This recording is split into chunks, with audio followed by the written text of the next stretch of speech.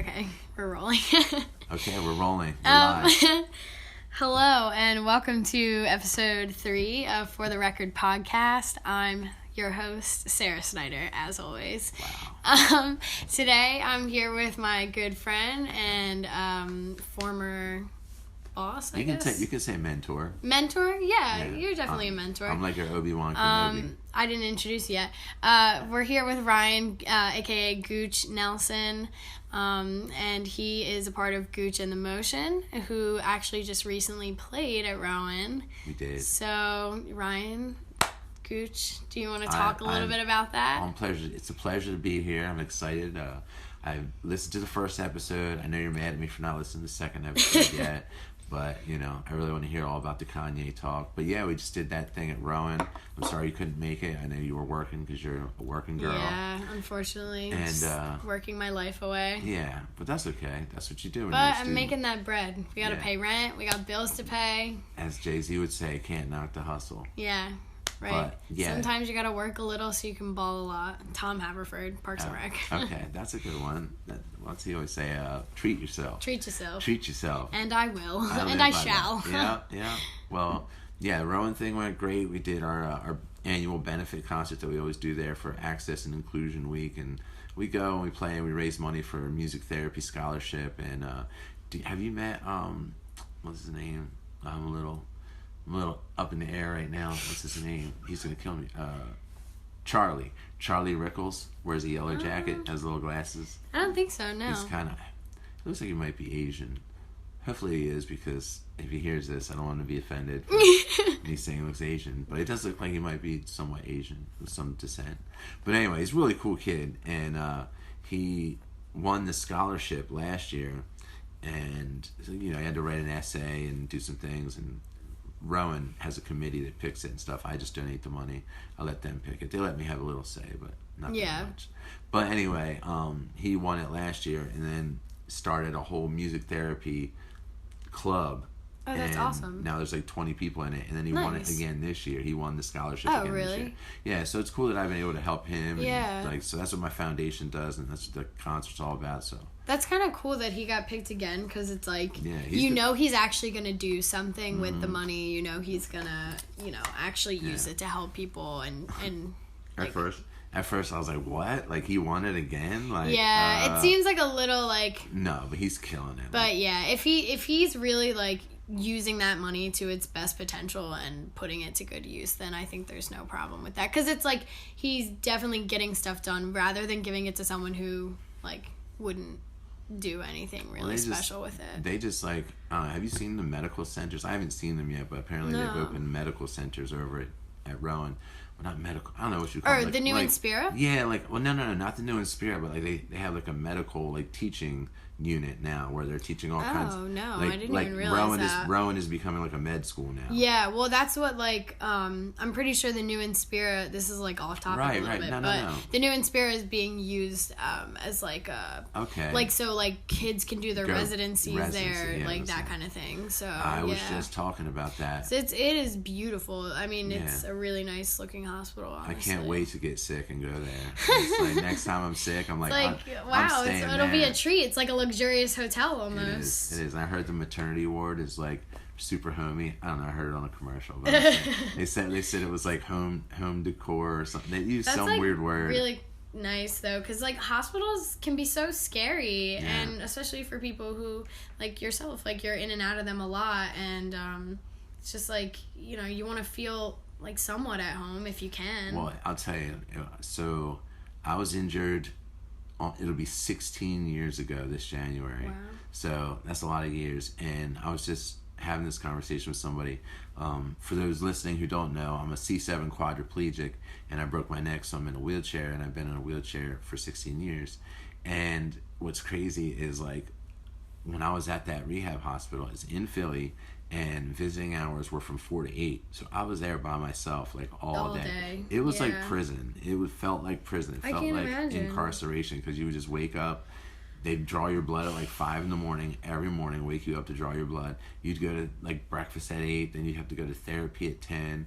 Then you had a class that would like teach you something weird, like about your body or about because you're in this whole new situation. They're like, you have to be able to like learn understand. To mentally deal with it. Yeah, not only mentally but just like physically, what like the fuck is going on with my body? Yeah. So long story short, it was just like music therapy was something I always looked forward to when I was up there, because this lady would come in and just play guitar, and I would play some bongos or like harmonica, or just like and vibe out and do something that kind of broke up the monotony of the same old. So like that's kind of like the mission right now for what I'm doing, and you know. It's great though. Like we need that. Music is so healing. It's so universal to everyone, and like, you know, anything can be music, really. Well, it's like there's two sides of it. There's like the side that we all know, like songs make us feel good. It's like when I'm sad, I put on my favorite song and it makes me happy. And you don't really think about it. But then there's also like all kinds of science to it and stuff like that. Like I know when I'm jamming on stage, they've studied brain waves of like musicians when they're improvising and jamming, and like every part of their brain is firing. So for me, it's like I don't even have the capacity to feel the pain in my body, because I'm trying to think about what everybody's playing, the lyrics, what's coming up, and all that good stuff. So yeah, that's crazy. I never really thought about it like that. I guess it's like such a distraction, like it's such a release, I guess. Yeah, I mean, you play music, and you know, it's a release for you, right? Not like as well, but I've seen your emo videos on my Instagram. God, jeez. I'm sad girl in college. Sad girl hours. Yeah. They're real, people. Seasonal depression is a real thing. Yeah, I'm sad and I'm on Instagram and let's play a song. And here it is. Here's my shitty cover of whatever I learned this week. I recorded immediately. I miss that though. Like that's the one thing about my hands being paralyzed is I play differently now, so I play slide guitar. So it's like, I miss just being like, oh, that's a cool song. I want to like go on there and just like learn it real quick and play my own version of it. But like, so what else is up? You seen any good shows lately? Like, seen any good concerts? You been in any good concerts? Me, honestly. So you went to John Mayer. Was that the last one you went to? No, I went to John Mayer in the summer. That rocked. That was awesome. Oh, wait. I just saw the Black Keys. Who am I? What am I? You went with your dad. What am I talking about? Yeah. Me and my dad went to the Black Keys. How was that? It was actually sick. My dad bought the tickets back in like the winter, I think, when the tour was first announced. But then the day of the show, my dad is like, has this program he's like signed up for. It's called Vet Tix, like for veterans. Oh, nice. And he gets like discounted tickets to like sports games and whatever else. Shout out veterans. It was just Veterans Day. So did you see my post? I didn't. Wait. I posted and I was like, Happy Veterans Day. By the way, we need to do better because every military discount is shit. It's like 3%. Like I texted my friend Buckley and I was like, hey bud, Happy Veterans Day. Go get yourself 3% off of frozen yogurt. Right? It's like it's kind of fucked, especially because whatever. You were saying there's a lot of homeless veterans. Your dad got the vet. Yeah, so Vet Tix, my dad gets discounted tickets all the time. So the day of the show, there were still tickets available. So they were being sold through this program or through this website, and they were literally like, I think $15 for 100 level tickets. What? Yeah, because it was like a whole section that the website had like bought out that hadn't been sold yet or like hadn't been bidded for. Because like that's what people do. They bid for tickets and then like the day of the show, if they're not sold, the price drops drastically. And so my dad just bought the upper level tickets because they were so cheap. And we went. We had a great time. It was awesome. Yeah, he was telling me something about like you guys got down close for the encore. Yeah. So, well, there was 2 openers. Modest Mouse was one of the openers, and then I forget the other one. Making sure your voice is pointed. You're spinning in your chair. Oh, sorry. For listeners at home, all over the place right now. If you hear Sarah kind of sound like she's wavy, it's because she's spinning in her chair. It's okay. I'll equal it out. Okay. Just checking. This is done. But anyway, your dad. Okay, I got you. Yeah. Okay. Well, I'll cut this part out. Yeah. But it's fine. But anyway, yeah. So there was 2 openers. I forget what the name. The one girl that opened, I forget her name. I want to say it was like something Wilson was her last name. I want to say it was like Ariel or something. I don't know. But she was really cool. No, maybe it was like Jackie. I don't know. I don't freaking know. But Shout out to her. Remember. I followed her on Spotify, so I'll have to like go back and look through my followers or look who I'm following because I know I followed her. But she was really cool and her voice was awesome, and I think she had like a really good like just stage presence. Yeah, she really like was working the crowd, and the crowd was really digging it. So that was cool to see. And then Modest Mouse played. I don't really listen to them. I'm indifferent about them. I don't really care. As well. Yeah, it's just like, well, they had that one song that Lupe Fiasco sampled it and turned it into a rap song. Kind of made it better, honestly, in my opinion. But that's a good point. I love Lupe Fiasco. Yeah, The Show Goes On by Lupe Fiasco samples Float On by Modest Mouse. That's a good point. Float On, that's what the song was. Yeah. Did they play that? Yeah. I guess it would be shitty if you went there. It's like that's like their one and it's like everyone's here to hear that song. It's it's like, well, I know that one. We're playing a show with Michael. I think his name is Giblocki. I'm not sure how to say his last name, but he's the lead singer of Rusted Root. Okay. And they have that hit song, "Send Me On My Way, On My Way." Oh, Send me on okay. My way, on my way. Yeah. And we opened for them. See, you said Rusted Root, and I was like, who? Yeah, who? No, but you knew but then you said the song, and I was like, oh, right. So like my old band 61 North, we opened for them one time at a show. And we stayed for their show, and their show was really good and everything. But they're like, all right, it's getting late. Like, we need to go. But, like, we want to hear On My Way. One song, we want to hear Send Me On My Way. The only one we know. So, of course, they, obviously they probably smart. Did that as, they like, do it their the last encore. song. Yeah, like... And it's like literally we were walking out of the place. Like, we were like, all right, fuck this. Like, it's getting late. I'm tired. We just gotta go. Can't do it anymore. Let's go. And as we're walking out, they're like, do, do, do, do, do, do. And I was like, oh, no. And then we all just started, like, jamming out. And we were like, yes. That's fun. But, well, yeah, that's what. So the Black Keys, they came out finally, and they had an awesome light show. Honestly, they're like the lights made half of it like so much better. And they had like these drop down like almost looked like kind of like a chandelier hanging from the stage. It was really cool. And then they kind of played not like their full songs, but it kind of like went medleys, medleys, like because they have a lot of interlude. hits, like, and they have a lot of good songs. They really do, honestly. And then they did have an encore. They had a 3-song encore, and they did their 2 new singles. What did they do? Low, High, and Go as their encore, and then they ended with She's Long Gone, which is off of their brother's album, and it was never a single, and it wasn't really that popular of a song. I love that song, but like it wasn't a single off the album or anything. Like, a lot of people don't know that song, I feel like, unless you like have listened to the full album. Yeah. And so it was dope to see them end with that. I think your dad was saying like some people had dipped too, so you were able to like move down the front, right? So we did. So like after they like finished the first set or whatever, and people started leaving, and like it's like, okay, obviously they're gonna do an encore. The house lights didn't come on. Like, just sit down, sit your asses in the seat. People don't even wait anymore. I mean, a lot of people I feel like leave because of traffic and stuff, but like honestly, traffic is never that bad getting out of the Wells Fargo because it's all regulated and there's so many exits. Like, you're fine. I feel like people get into the traffic and they just wait in traffic, where I'm like, I just wait in my car and let everyone leave and then I go. Yeah, exactly. Then it's so much easier. Like, that's what I used to do, like when I worked at BB&T over the summer. I am in no hurry just to wait. Sit in traffic. Yeah, just sit in your car and chill for a minute and wait till everyone clears out. But anyway, so everyone started leaving after they went off stage. They came back for the encore. Me and my dad ran down to the bottom of the 100 level section, so we were like right at where the stage started. So it was really cool. We got to see the encore, like the last 3 songs, like pretty close.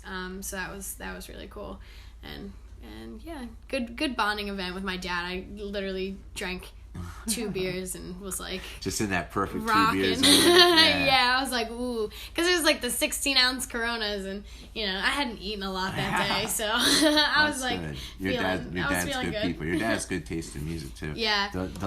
I wish that you could have been at that Maggie Rogers show though. Oh man, I know. A lot of my friends went to that. I'm very jealous. Yeah. It gave me a renewed faith in the youth of our nation. I was like, these Maggie kids Rogers are so nice out different. here. Like, all her fans are really cool. Yeah, she is really cool, and she is so talented. It's crazy. And I've never been to the Skyline or whatever. Oh, the Mann Skyline Center? Yeah. Yeah. I've been in the Mann, but I've never been in the Skyline stage. I haven't either, honestly. It's like up in the woods, and there's like the trees are all lit up, and I had the perfect mix of like an edible and a little bit of moonshine, and I don't know. It's like very witchy, like it vibes was. up in the trees. And then the friend I was with, she left to go to the bathroom or go somewhere for 20 minutes. So I was like, I'm gonna go wander through the trees and through all the kids and see what's going on with this. And like, yeah, I got to dance with like really cool people, and there was like, you know, a guy with a cape, and he danced around, and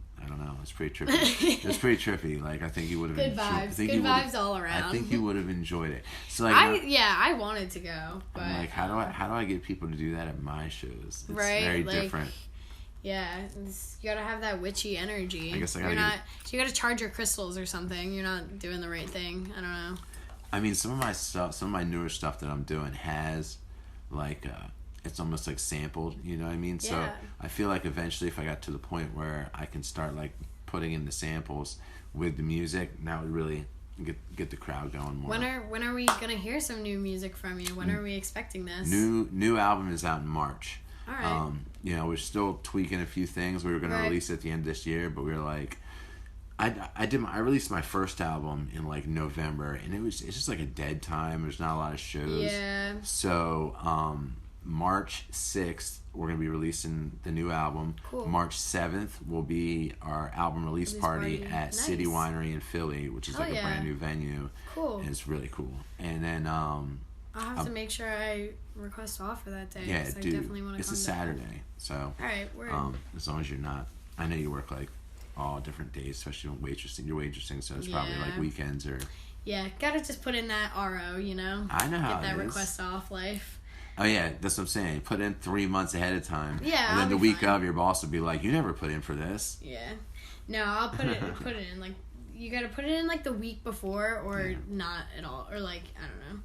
It's actually like a lot. It's like put a lot of stress off of me to make the release next year. Right. Because I was like as I was making the album, I knew not to put a time like restraint on myself and be like, oh, I need to have it done by this certain date, and then put the date out there and then like work my ass off to get it done. That works sometimes, I guess, for some things, but like but for I a feel creative like it kind project, of hurts. Yeah, it hurts the creative process a little bit too because you're on such a time crunch. You're like, okay, ideas. Like, what am I gonna do? And then you just kind of sometimes the pressure can help. I feel like churn out like a really good idea that you're like, oh damn, like that's good. Yeah. I'm gonna run with this, but then other times you just crack under the pressure and put out like a half-ass project. Yeah, like I just feel lucky that I'm on the Blackbird label with Joe Nicolo because he lets shout out to Uncle Joey because he lets me come up there and just be creative because it's different when like say you write a song at home or something like that and then you're like you teach your bandmates the song and then you're like, all right guys, we've got 2.5 hours of recording time and it's $40 an hour, we gotta get and like so we're gonna do this and this, and we get in there and then they flick the light on and you're like, all right, I'm recording, I have to get it done because if I don't get it done like this, and you just start to like fuck with your head. So like when you just go up to the studio and you're like, all right, we're gonna do these 2 things today, but then like you get up there and you start playing like this little thing and Joe's like, hey man, I like that, keep doing it, and then before you know it you're like building a track out of something you didn't even know you were gonna do that day. That's where the real magic happens in my mind. So I think that's like really accurate though. I mean, I think that whole environment's probably a lot better for the creative headspace. And I've been playing with the same band finally because like the whole idea of the Motion when it first started was it was just like a rotating, and it still is sometimes like a rotating thing of musicians. Sometimes we play as a duo or a trio, and sometimes different people come in and guests and stuff, and it's like a Gooch and Friends thing. Yeah. And I know like 2 or 3 different drummers, 2 or 3 different bass players, so like if one guy can't make it, I'll get somebody else to sub, and that's kind of what the Motion was, it was Gooch and the Motion, it was always changing. So that was kind of the idea, but now I've been playing with the same guys for like a little over a year, and we're getting really tight, and I feel like the new album has more of a live sound and has like that cohesive sound. So probably because it's so consistent. It's been a lot like like better for it to sound. It's like because even our old stuff, like you come to our show live, and even the old stuff sounds newer. It just sounds livelier because we're like why did we play that beat? Like, we should be playing this beat on it. This would sound better. And they just, songs evolve, which is cool. Which I'm sure when you saw the Black Keys, they probably played some shit and just played it different. It was like, it was like, okay, we like playing it this way now. Like, it sounds better. We've kind of improved upon it. Yeah. To make it more interesting, improved, or just to make it more fun for you, or make it more interesting. You don't want to hear the exact, you know, version from the record when you see a live band. Yeah, you want them to riff off a little bit and kind of do their own thing, make it, you know, special for whatever show. So yeah, that's exciting though. So do you have any more dates like lined up for next year? Not right now. Like, we've got this weekend, we're playing down in Atlantic City at this place called the Anchor Rock Club. We're opening for the lead singer of Rusted Root. We're gonna do a little trio thing. That's gonna be cool. And then on December 7th, we'll be playing at the Auburn Road Winery, which is like Gooch and Friends. It's gonna be me and my buddy Bob, who we always did the Reverb Brothers. Shout out to anybody who knows who that is. They probably don't, but maybe some of my listeners do. I don't know. It's a pretty funny story I'll share with you since we're on a podcast. Go ahead. So my old band, 61 North, we used to play a bunch of shows in bars and things like that. And this one show we had, our lead singer kind of forgot, I guess, or double booked something. So the bass player and I were like, what are we going to do? Should we just cancel? Or like, and he was like, well, I'll come down early before the show, and you and I will just throw together like some covers, and we'll do some of our originals, and we'll just try and make it through. So he comes down, and we start like messing with stuff, and we're like, at that point, we neither of us were really like lead singers or anything like that. So he goes, well, if it sounds bad, we can just turn the reverb up.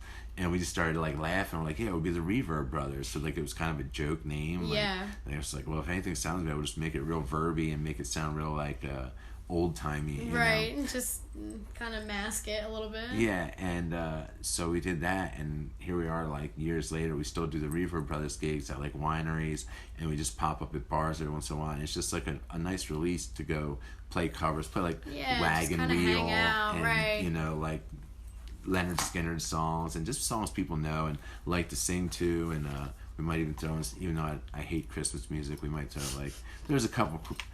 Is that like terrible that I hate Christmas music? I honestly do not like Christmas music. Let's pop off about that for a second, real quick. Side tangent. Because I am so sick of people posting Christmas music like, oh my god, blah blah blah blah. The only granted, I will say the only Christmas music I've listened to in the past like 4 years since they came out is Chance the Rapper and Jeremiah's Unwrapped Lil Mama Christmas album. They have two of them. Wow, are you serious? I've never listened to that. Chance and Jeremiah's, Unwrapped. It's like Lil Mama, and then there's the second one that came out the year after. It's like the Unwrapped version. That's genius. And it's on SoundCloud. It's so good. You can only hear it on SoundCloud. I'm pretty sure it's not on like Spotify or anything. That's interesting. It's only on SoundCloud. Yeah, because that's how Chance started, was only having... he just recently put acid rap on Spotify. Yeah, that was over the summer. So, yeah, it's only on SoundCloud, but I love it. And if you've never listened to it, but you're a fan of Chance and you're a fan of Jeremiah, please check it out, because I think it's one of the best Christmas albums. Like, because it's just good. Like, it's good music. But then it's like holiday themed, and you're like, ooh, okay, like, I could get a little... you know, like spirited to this, like get in the Christmas vibe. The beat yeah, it's good. I like it. And what else? I like Elvis Presley's Blue Christmas album. That's about it. Blue. Yeah, that's like one of the songs that we do. Even though Elvis Presley's like not the best dude, but he wasn't the best come on, dude. He's the king. You don't like Elvis Presley? He also like beat his wife. Who doesn't? Come on. Oh, relax. Whatever. My wife beats me. It's a mutual thing. Okay. All right. We're not promoting domestic abuse here. Oh yeah, right. Thank you. No. Not on this podcast. Well, it was a different time then, and you know, I mean, he was the king, and whatever. We all had. Anyway. But I do like his Blue Christmas album. I have it on vinyl. I found it in a thrift store. There's just like there's certain it's ones. It's really nice. There's certain ones like, you know, that I can fuck with, but like for the most part, Christmas music annoys the shit out of me. For Christmas real. movies. Well, especially if you work in the service industry, like, you know that you just hear Christmas music all fucking day long, no matter where you work. Like, if you work in retail, food service, like, whatever. Like, you're hearing Christmas music all day, every day, and it's the same songs over and over and over and over again. Yeah, it's actually, like, if I had to, like, imagine a hell for myself, like, that's what I would imagine. Working retail, listening to Christmas music. Yeah, it's almost like an episode of Black Mirror. Yeah. Like, sitting there and the same songs just over and over again. So that's probably mostly why I hate Christmas music, because I've worked in so many different positions where, like, during Christmas time, especially, like, working at a bakery during Christmas time, like, just constant. Yeah.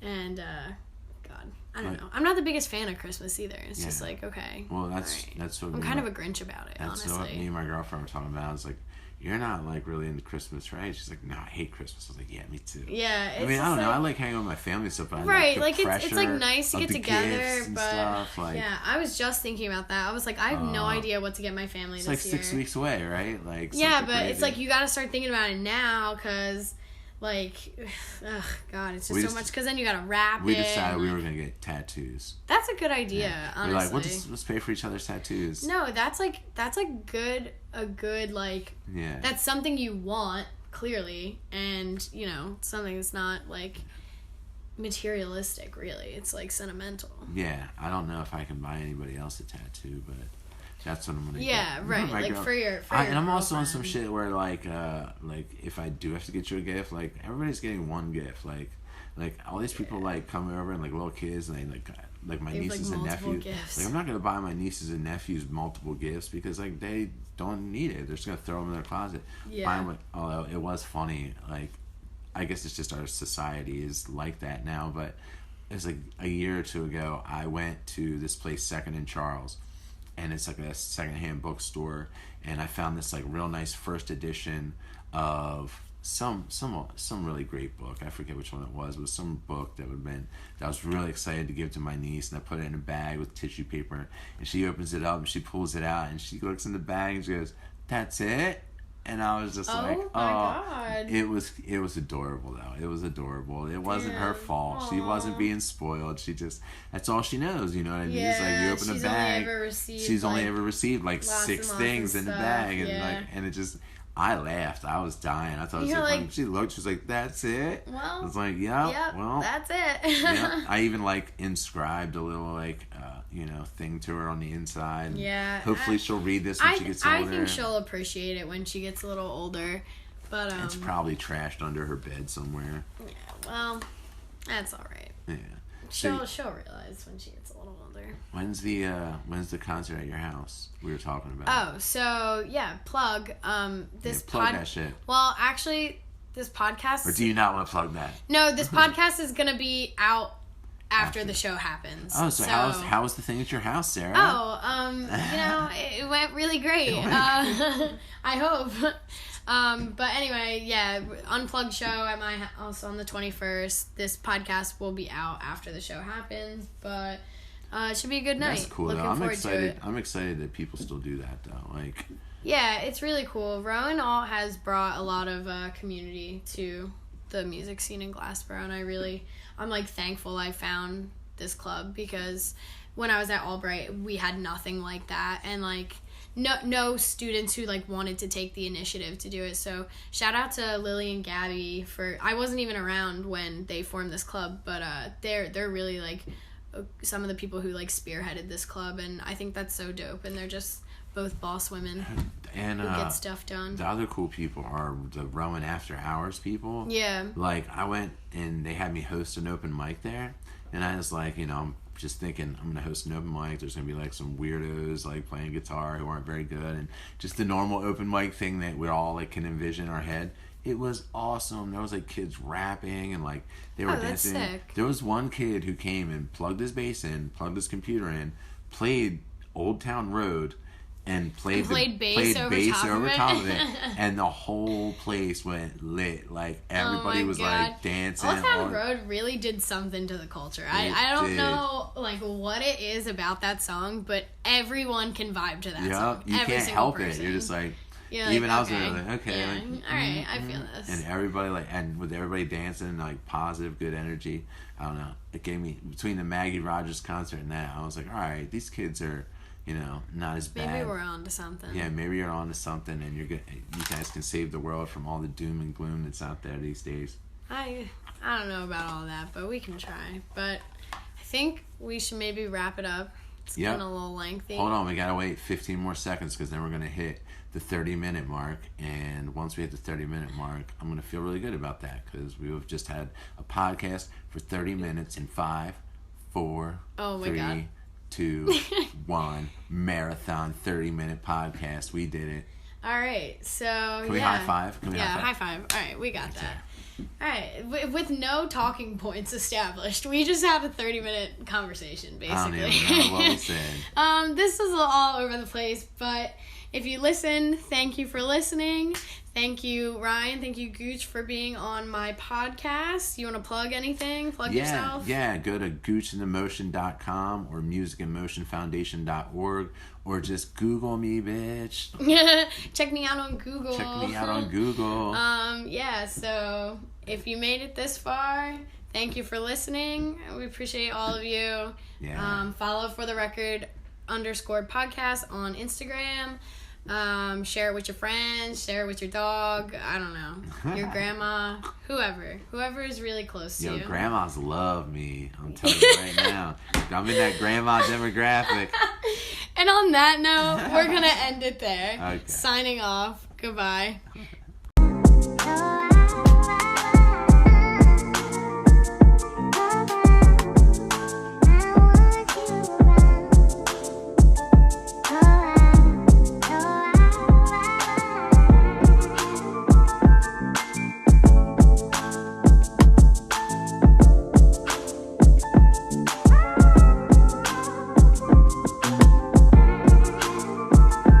The podcast you just heard was made using Anchor. Ever thought about making your own podcast? Anchor makes it really easy for anyone to get started. It's a one-stop shop for recording, hosting, and distributing podcasts. Best of all, it's 100% free. Sign up now at anchor.fm/new. That's anchor.fm/new to get started.